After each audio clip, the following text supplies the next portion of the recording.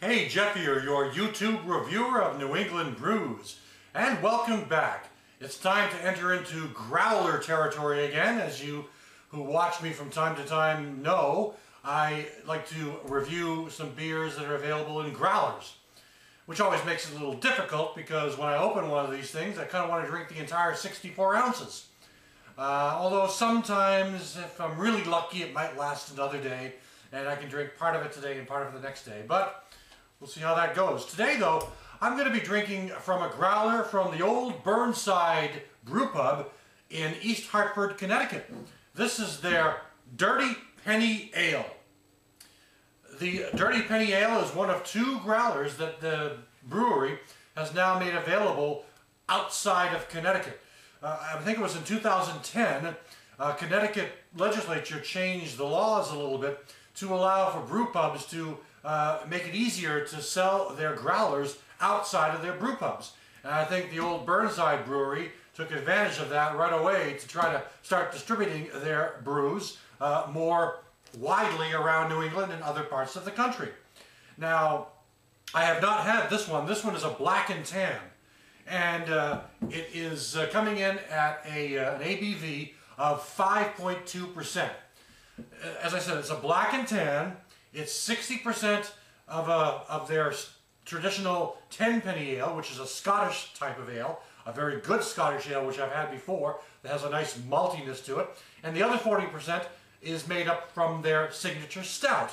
So we're getting 60% Scottish ale and 40% stout in this from Olde Burnside. And so I'm going to crack off the top on this growler and pour it right in. Yeah, nice little hiss, bit of smoke.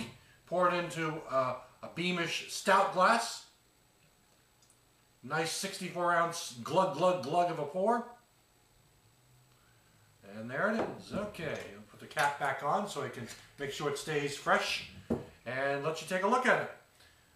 We have here a very dark colored, almost brown to black color.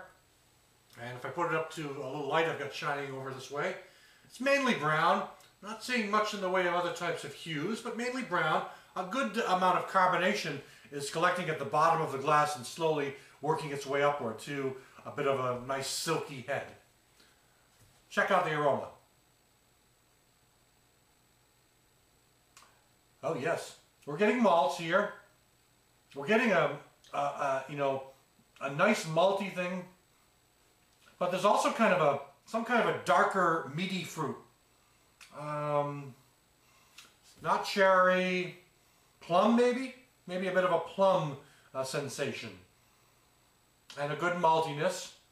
The hops are very subtle on the aroma. I'm not getting a big hit of hops on the nose, but I'm getting definitely sort of almost a perfumey kind of aroma, maybe kind of an earthy hoppiness. Maybe that's exactly what it is. Maybe instead of a fruity thing, it's more of an earthy hoppiness in here. There's a yeast sensation in there as well. I mean, I notice the yeast. It's almost, I know that's probably not what they're using, but it almost kind of reminds me a little bit of that sweet, yeasty sensation of ringwood.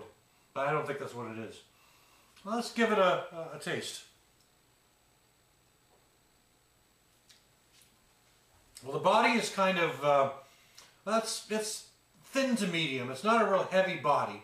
So that's slightly disappointing considering I like to have heavier bodied stouts. And again, 60% of their Scottish ale and 40% of their stout goes into making this one. So, so it would be probably more of a lighter body anyway because of the Scottish ale mixture that's in here that's got a lot more of it than the stout. So yeah, a thinner to medium body. Yeah, it's not a heavy body at all. I'm still getting that kind of fruity thing every time I take a whiff when I'm drinking that as well. So that might be kind of influencing my taste buds a bit.